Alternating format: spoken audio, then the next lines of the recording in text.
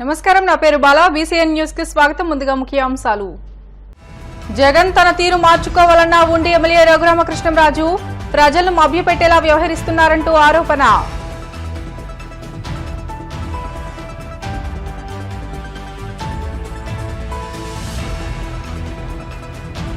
TDP రాష్ట్ర అధ్యక్షుడిగా పల్లా శ్రీనివాసరావుకు ఘన స్వాగతం. మొదటిసారి విశాఖ రావడంతో భారీగా తరలివచ్చిన అభిమానులు, కార్యకర్తలు.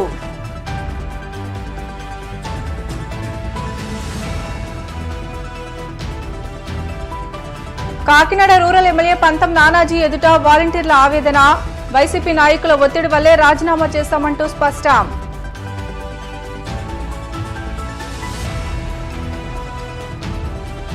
ఈవీఎంలపై మాజీ సీఎం జగన్ ఆరోపణలను ఖండించిన ఎంపీ కేశినేని చిన్ని. ప్రజలే బుద్ధి చెప్పినా ఈవీఎంలపై రాద్ధాంతం చేస్తున్నారని ఫైర్. రాష్ట్రమంతటా విశాఖపట్నంలోని రుషికొండ ప్యాలెస్ గురించే చర్చ నడుస్తోందని పశ్చిమ గోదావరి జిల్లా ఉండి ఎమ్మెల్యే కనుమూరి రఘురామకృష్ణంరాజు పేర్కొన్నారు. ఈ మేరకు ఆయన కాళ్ల మండలం పెదమెరంలోని ఆయన నివాసంలో మీడియాతో మాట్లాడుతూ తాను 3 సంవత్సరాల కిందటే రుషికొండ ప్యాలెస్ గురించి చెప్పానని, ప్రజలంతా దీన్ని గమనించారని అన్నారు. ఇప్పటికీ జగన్ తన తీరులో మార్పు రాలేదని, ప్రజలను మభ్యపెట్టేందుకు ప్రయత్నం చేస్తున్నారని అన్నారు. అలాగే ఈవీఎంల విషయంలో మాజీ సీఎం జగన్మోహన్ రెడ్డి వ్యాఖ్యలు హాస్యాస్పదంగా ఉన్నాయని, ఓటమిని జీర్ణించుకోలేక ఆరోపణలు చేస్తున్నారని అన్నారు. ప్రజలను తప్పుబట్టకుండా ఓటమిని అంగీకరిస్తూ గౌరవాన్ని పెంపొందించుకోవాలని అన్నారు. ప్రస్తుతం తాను తన నియోజకవర్గానికి పరిమితమయ్యానని, హామీల విషయం కంటే అభివృద్ది కోసం కృషి చేస్తానని అన్నారు. తాను ఎన్నికల ప్రచారంలో భాగంగా ఇచ్చిన హామీలను అమలు చేసేందుకు డ్రైనేజీలను అభివృద్ది చేసేలా కృషి చేయనున్నట్లు తెలిపారు.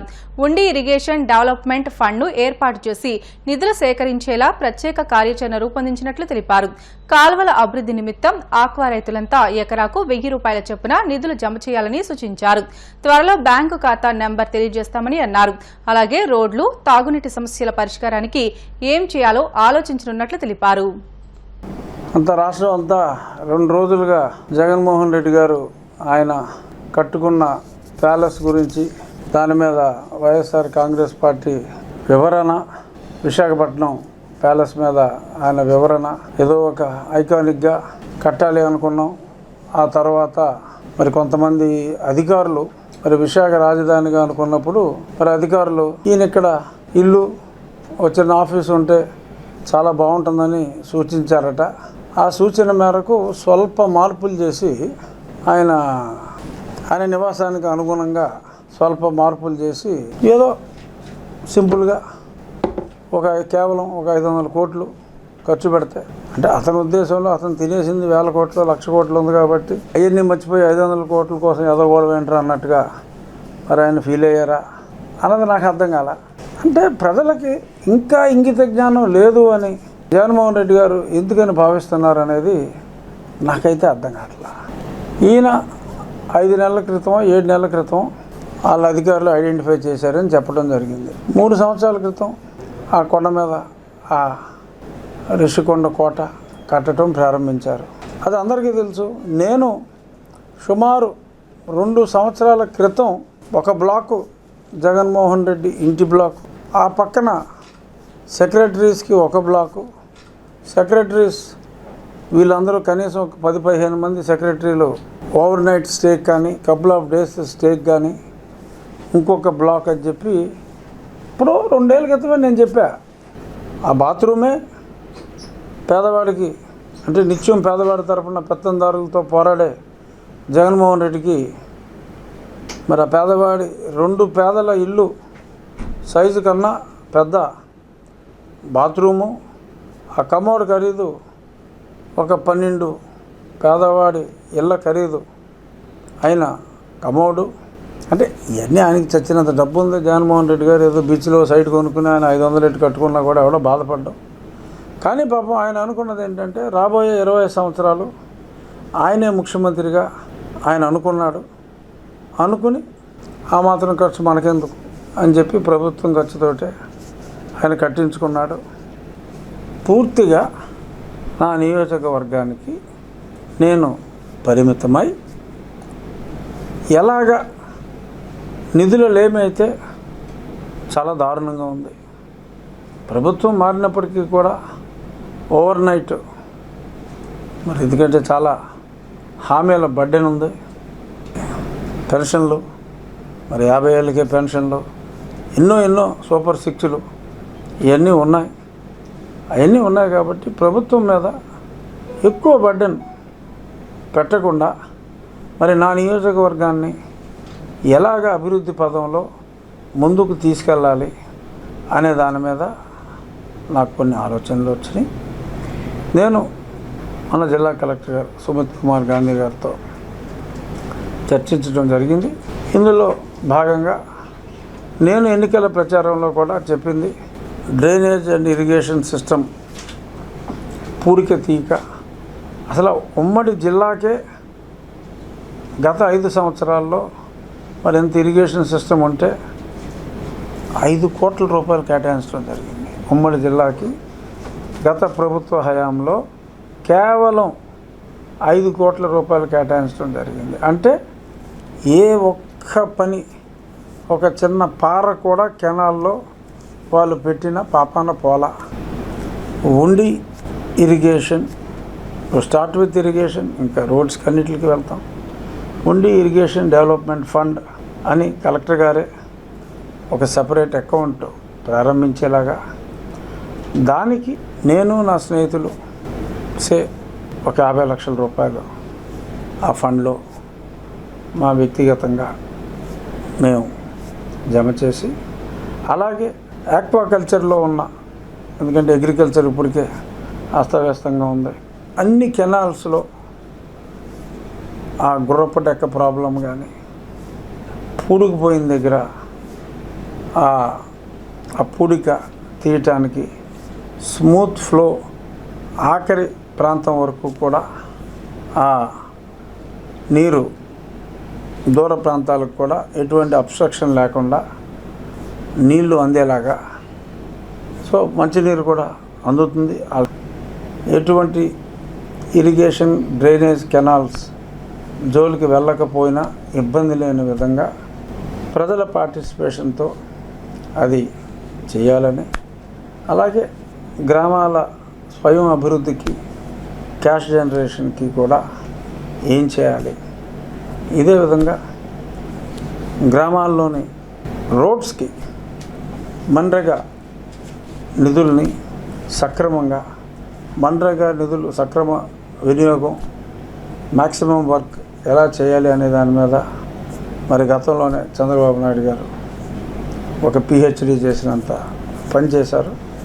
సో వారు గతంలో చెప్పిన మార్గదర్శకాల స్ఫూర్తితో ఆ మన్రేగా నిధుల్ని సక్రమంగా వాడుకుంటూ, డెఫినెట్గా ప్రజల ఆర్థిక సహకారంతో పాటు మీడియా ఆర్థిక సహకారం కూడా ఎంతో అవసరం. మనందరం కలిసి ఉండి నియోజకవర్గాన్ని ఉండి ప్రజల సహకారంతోనే ముందుకి తీసుకెళ్దాం. ఆంధ్రప్రదేశ్ రాష్ట్ర టీడీపీ అధ్యక్షుడిగా గాజువాక ఎమ్మెల్యే పల్లా శ్రీనివాసరావు నియమితులయ్యి మొట్టమొదటిసారిగా తిరిగి విశాఖ వచ్చిన నేపథ్యంలో ఎయిర్పోర్టులో కూటమి నాయకులు, కార్యకర్తలు పెద్ద ఎత్తున పాల్గొని ఘన స్వాగతం పలికారు. ఈ సందర్భంగా టీడీపీ రాష్ట్ర అధ్యక్షుడు పల్లా శ్రీనివాసరావు మాట్లాడుతూ రాష్ట్ర అధ్యక్షుడిగా నియమించిన ముఖ్యమంత్రి చంద్రబాబుకు కృతజ్ఞతలు తెలిపారు. తనపై ఉంచిన నమ్మకాన్ని కాపాడుకుంటానని, అగరంపూడి టోల్ గేట్ మూసివేతకు చర్యలు తీసుకుంటామని తెలిపారు. ఈ రోజు నుంచే స్టీల్ ప్లాంట్ను కాపాడే బాధ్యత పూర్తిగా తీసుకుంటామని అన్నారు. రాష్ట్రంలోనే అత్యధిక మెజార్టీ ఇచ్చిన గాజువాక ప్రజలకు రుణపడి ఉంటానని తెలిపారు. తెలుగుదేశం పార్టీ కీర్తి చేసిన నందమూరి తారక రామారావు గారు స్థాపించినటువంటి పార్టీ.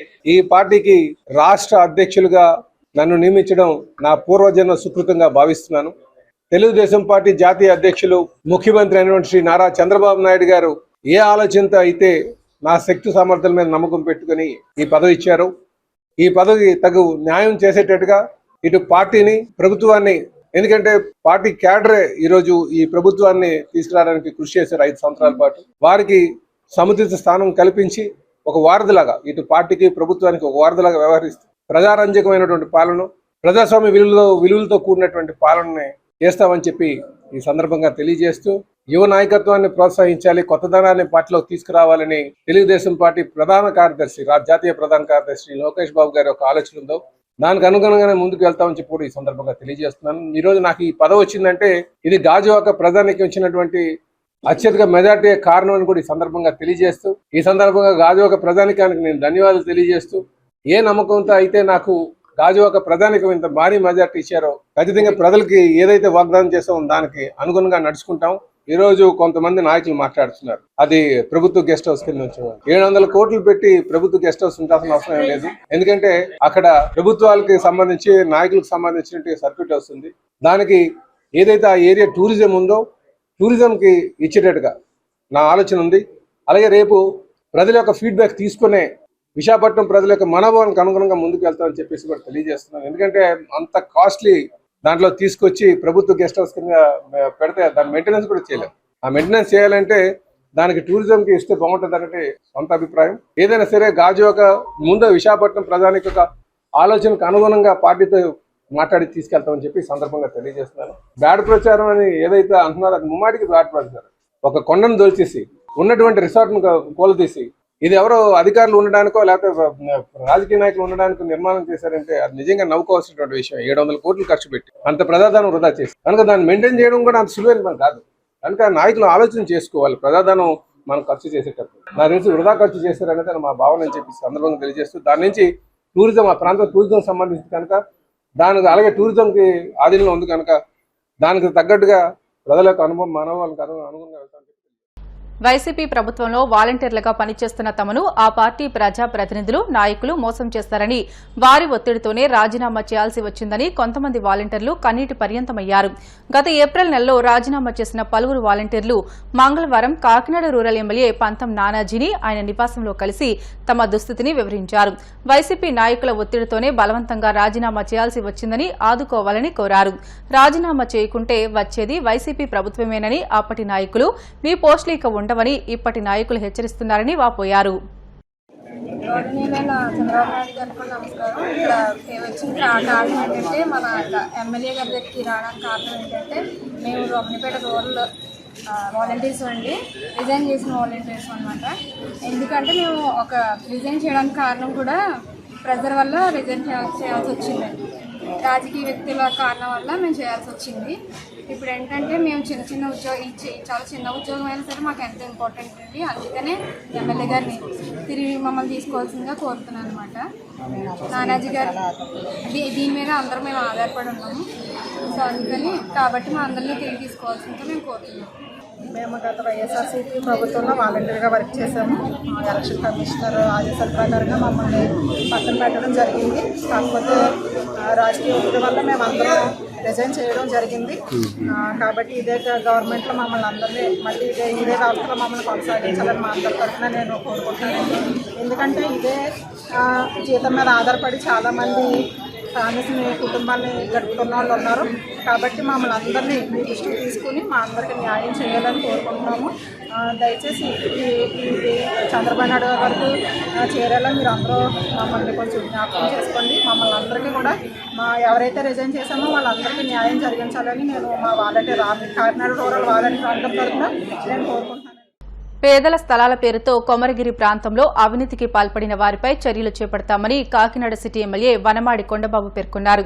కాకినాడ అర్బన్ నియోజకవర్గానికి సంబంధించి కొమరగిరిలో పేదలకు ఇచ్చిన జగనన్న లేఅవుట్ ను సోమవారం హౌసింగ్ అధికారులతో కలిసి కొండబాబు సమీక్షించి లబ్దిదారులతో మాట్లాడి కొమరగిరి లేఅవుట్ లో నెలకొన్న సమస్యలను అడిగి తెలుసుకుని మంచినీటి సరఫరా, విద్యుత్ సమస్యలపై చేపట్టవలసిన చర్యలపై సంబంధిత అధికారులకు ఆదేశించారు. అనంతరం కొండబాబు మీడియాతో మాట్లాడుతూ కొమరగిరి ఇళ్ల స్థలాల భూమి సేకరణ, ల్యాండ్ ఫిల్లింగ్ లో ద్వారంపూడి చంద్రశేఖర్ రెడ్డి భారీ అవినీతికి పాల్పడ్డారని, ప్రభుత్వ ఖజానాను దోచుకోవడానికి ద్వారంపూడి కాకినాడ నగరానికి 16 కిలోమీటర్ల దూరంలో సముద్ర తీర ప్రాంతం కొమరగిరి గ్రామంలో సుమారు 350 ఎకరాల్లో 16,500 మందికి పట్టాలివ్వగా కేవలం 250 మంది మాత్రమే ఇల్లు నిర్మించుకున్నారని అన్నారు.